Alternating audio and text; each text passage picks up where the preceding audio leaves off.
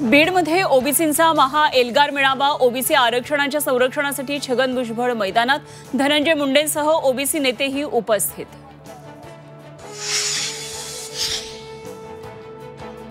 बीडमधल्या OBC महा एल्गार मेळाव्याआधी लक्ष्मण हाके आणि भुजबळांची भेट। बीडच्या हॉटेलमध्ये दोन्ही नेत्यांमध्ये चर्चा।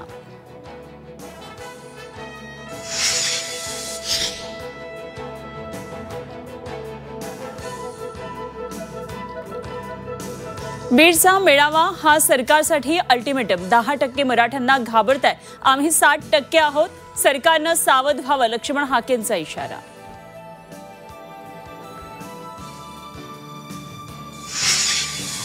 बीडमधला मेळावा ओबीसींचा नसून विशिष्ट जातीचा। महा एल्गार मेळाव्यावर मनोज जरांगेंचा हल्लाबोल।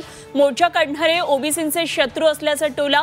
मराठा कुणबी GR रद्द होत नसतो, जरांगेंना विश्वास।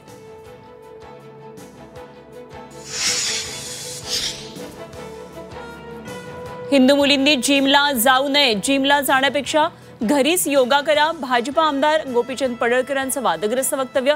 मुलींनी जिममध्ये जाण्यापूर्वी ट्रेनर पाहावा, पडळकरांचा अजब सल्ला।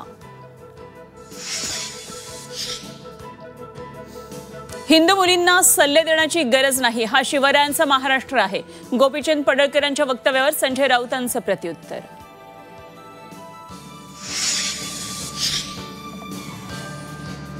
शेतकऱ्यांची कर्जमुक्ती होईपर्यंत सरकारला सोडायचं नाही, उद्धव ठाकरेंचं वक्तव्य। तर दिवाळीनंतर ठाकरे मराठवाडा दौऱ्यावर।